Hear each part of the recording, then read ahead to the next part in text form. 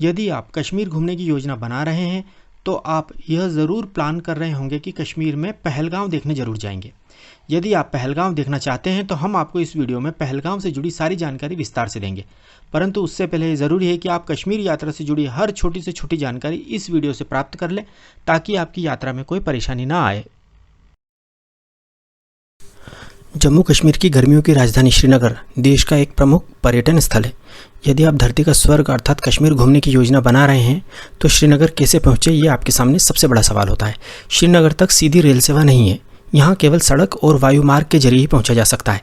झेलम नदी के किनारे बसा श्रीनगर डल झील, खूबसूरत गार्डन और हाउस बोट के लिए प्रसिद्ध है। श्रीनगर में स्थित डल झील चारों ओर से मुगल गार्डन से घिरी है और इसमें हाउस बोट स्थित हैं तथा शिकारे चलते हैं। गौरतलब है कि श्रीनगर सड़क मार्ग के जरिए पूरे देश से जुड़ा हुआ है। श्रीनगर बस के जरिए आसानी से पहुंचा जा सकता है। श्रीनगर तक दिल्ली, पंजाब, हरियाणा आदि कई शहरों से सीधी बस सेवा है। इसके अलावा जम्मू शहर से भी सीधी बस सेवा श्रीनगर के लिए है। सड़क के रास्ते अगर आप श्रीनगर जा रहे हैं तो आपको जम्मू होकर ही जाना होगा। श्रीनगर दिल्ली से लगभग 859 किलोमीटर दूर है तथा दिल्ली से श्रीनगर का बस का किराया लगभग 1250 रुपये है तथा 18 से 19 घंटे का समय यात्रा में लगता है। इसी प्रकार जम्मू से श्रीनगर 266 किलोमीटर दूर है तथा बस का किराया 230 रुपये है। बस द्वारा जम्मू से श्रीनगर पहुंचने में लगभग 7.5 से 8 घंटे का समय लगता है। सड़क मार्ग से श्रीनगर जाने में हालांकि समय ज़्यादा लगता है, लेकिन रास्ते में मिलने वाली प्राकृतिक खूबसूरती आपकी सारी थकान मिटा देती है। ऐसी अद्वितीय प्राकृतिक खूबसूरती का लुत्फ आप हवाई यात्रा में नहीं उठा पाएंगे। आप जम्मू तक ट्रेन से भी आ सकते हैं, परंतु जम्मू से श्रीनगर आपको बस या टैक्सी से ही जाना पड़ेगा क्योंकि श्रीनगर तक रेल सेवा नहीं है। श्रीनगर बस स्टैंड पर उतरने के बाद आप ऑटो रिक्शा या टैक्सी से आपकी होटल या हाउस बोट तक पहुंच सकते हैं। ऑटो रिक्शा का किराया बहुत कम होता है जो कि दूरी के आधार पर लिया जाता है। एरोप्लेन से श्रीनगर पहुंचना थोड़ा सा महंगा ज़रूर है, लेकिन सबसे बेस्ट तरीका यही है। श्रीनगर तक भारत के लगभग हर बड़े शहर से उड़ान सेवा उपलब्ध है। एरोप्लेन के जरिए दिल्ली से नॉन स्टॉप फ्लाइट से श्रीनगर पहुंचने में करीब 1.5 घंटा लगता है। यदि आप 2 से 3 महीने पहले फ़्लाइट का टिकट बुक करा लेते हैं तो दिल्ली से श्रीनगर का नॉन स्टॉप फ्लाइट का किराया केवल 2500 से 3000 रुपये पड़ता है। यदि आप 1 या 2 स्टॉप फ्लाइट चुनते हैं तो किराया और भी कम हो जाएगा। एरोप्लेन से जाने में आपका बहुत सारा समय बचता है और रास्ते में कोई परेशानी भी नहीं होती। यदि आपके साथ छोटे बच्चे हैं तो हमारा आपको सजेशन है कि आप फ्लाइट के द्वारा ही श्रीनगर जाइए। Air Asia, Indigo, spice jet, Go Air, air India आदि एयरलाइंस दिल्ली से श्रीनगर के लिए प्रतिदिन कई उड़ानें संचालित करती हैं। श्रीनगर एयरपोर्ट पर उतरने के बाद आपको अपने होटल अथवा हाउस बोट तक जाने के लिए टैक्सी करनी पड़ेगी क्योंकि ऑटो रिक्शा तथा बस आपको एयरपोर्ट पर नहीं मिलेगी। श्रीनगर एयरपोर्ट से श्रीनगर सिटी अथवा डल झील तक का टैक्सी का किराया 700 से 800 रुपये है। आप यहाँ किराया कम करने के लिए बार्गेन नहीं कर सकते क्योंकि यहाँ टैक्सी यूनियन है तथा टैक्सी वालों की मोनोपोली है।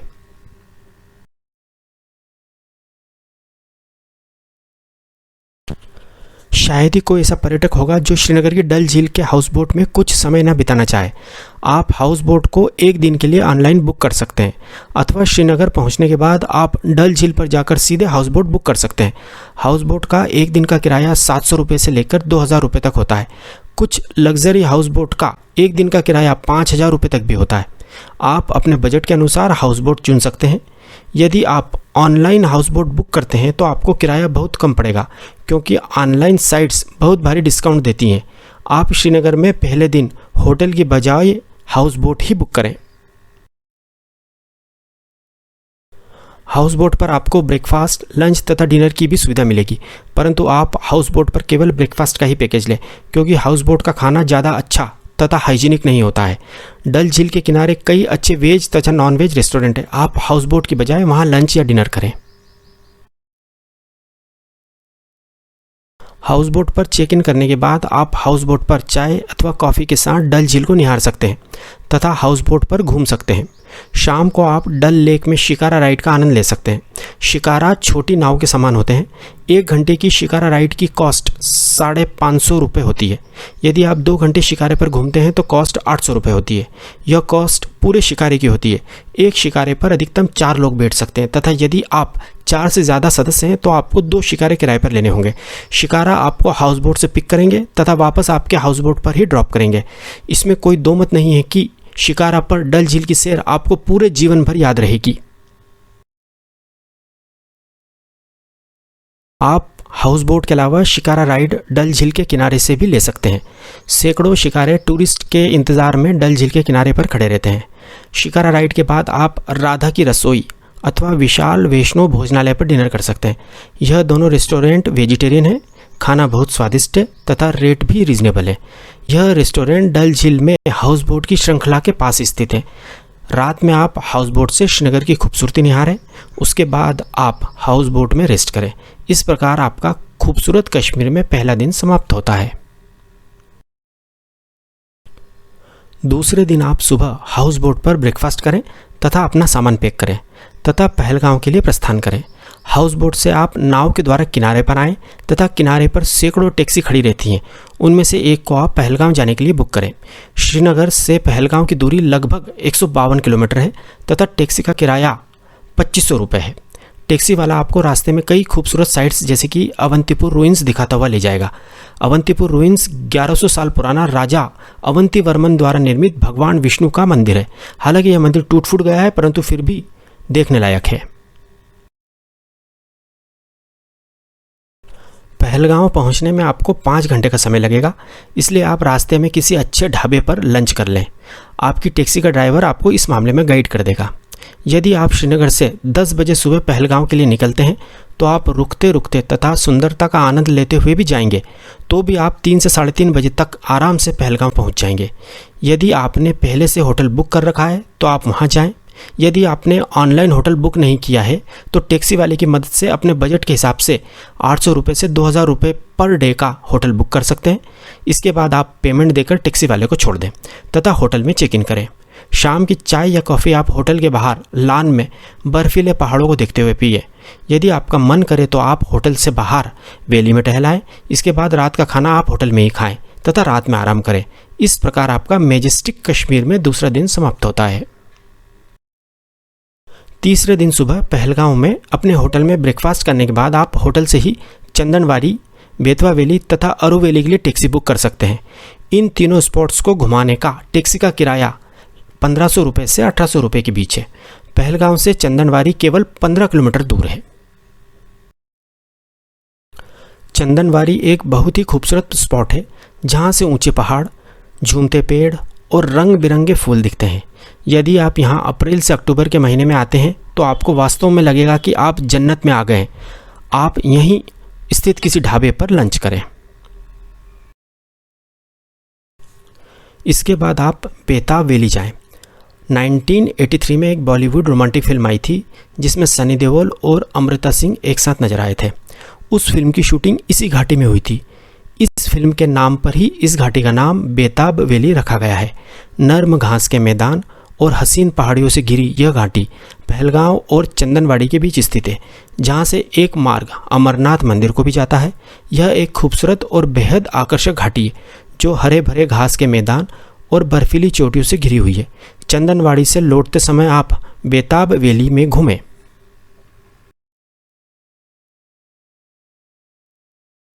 बेताब वैली के बाद आप आरू वैली जाइएगा।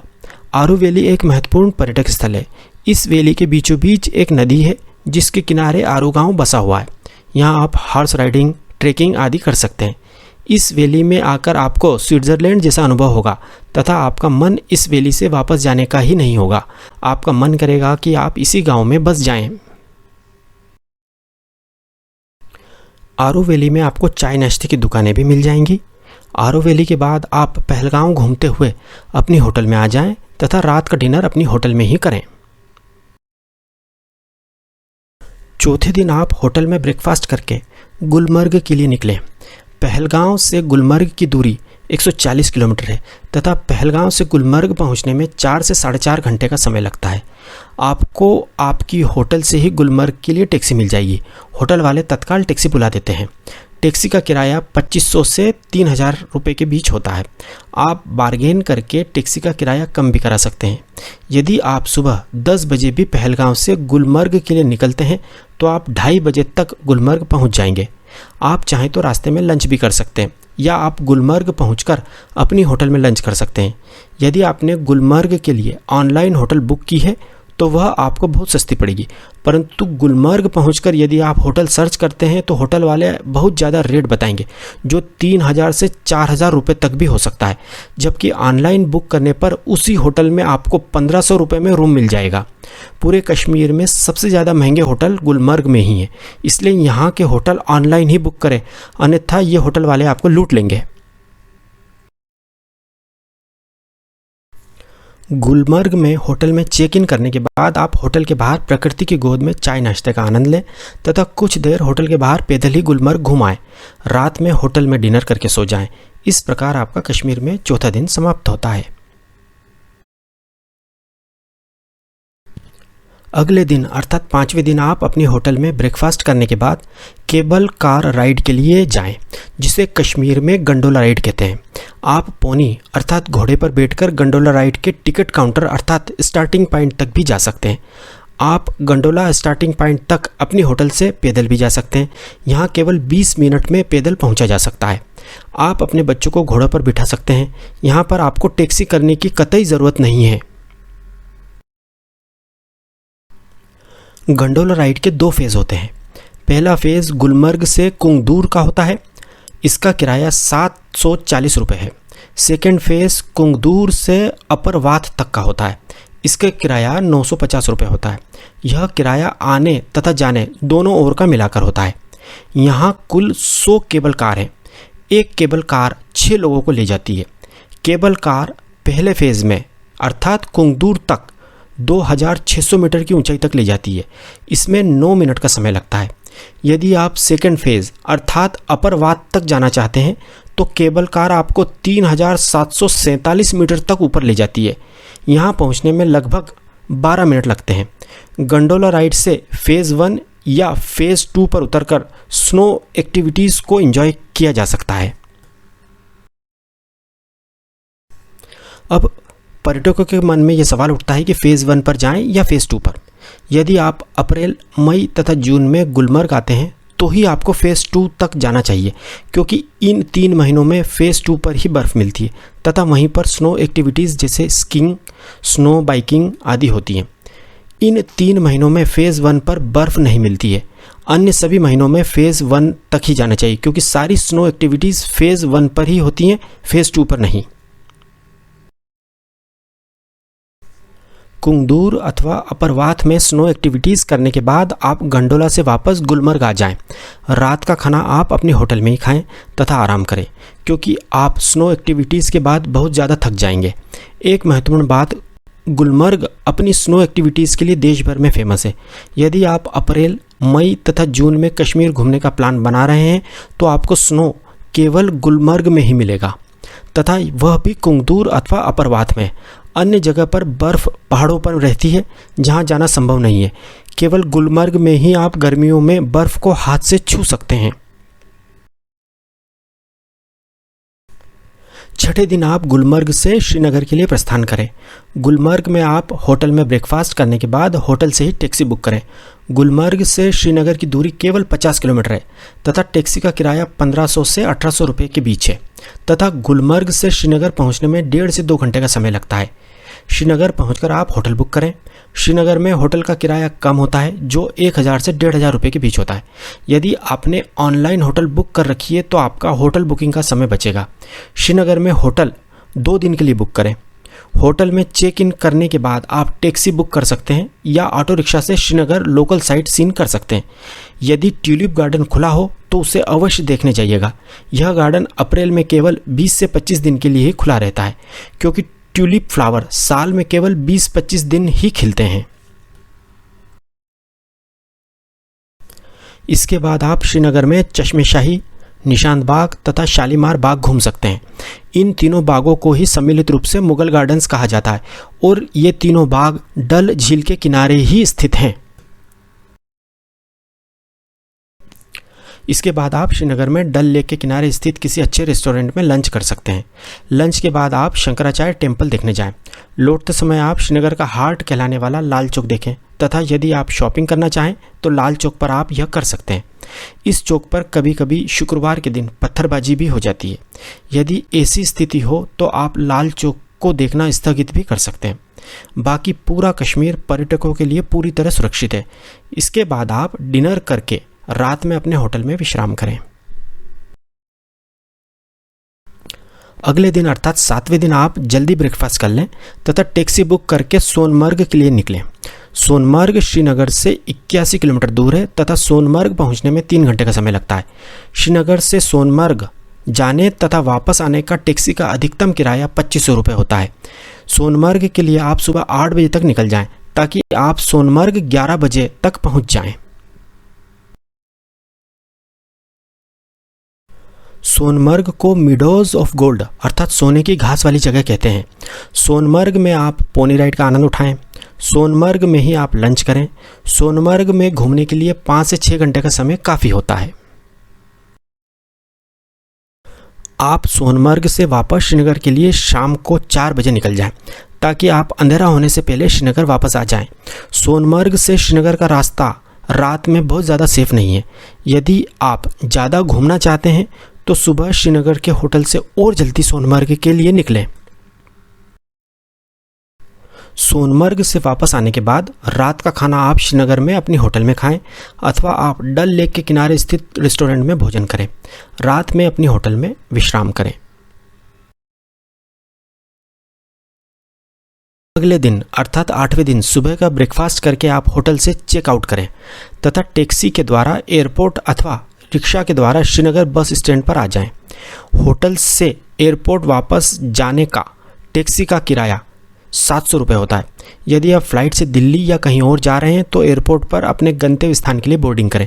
यदि आप बस से जा रहे हैं तो श्रीनगर से जम्मू के लिए बस का टिकट ले लें तथा वापस अपने घर की जर्नी एंजॉय करें।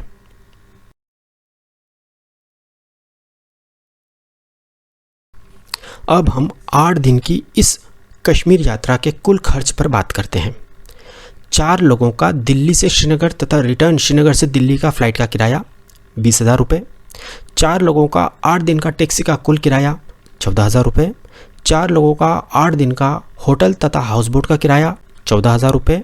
4 लोगों का 8 दिन का भोजन का खर्च 14,000 रुपये। 4 लोगों का 8 दिन का साइट सीइंग तथा एक्टिविटी का खर्च 10,000 रुपये।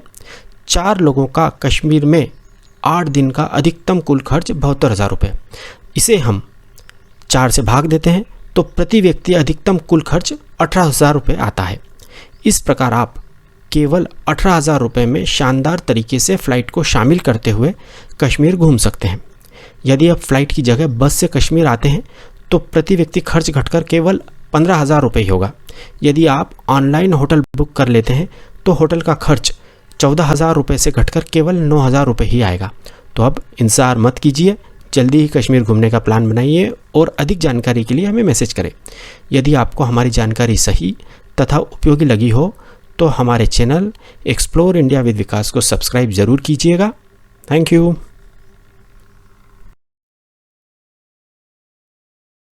यदि आपको हमारा ये वीडियो पसंद आए तो प्लीज़ हमारे चैनल एक्सप्लोर इंडिया विद विकास को सब्सक्राइब जरूर कीजिएगा तथा बेल आइकन भी दबाइएगा।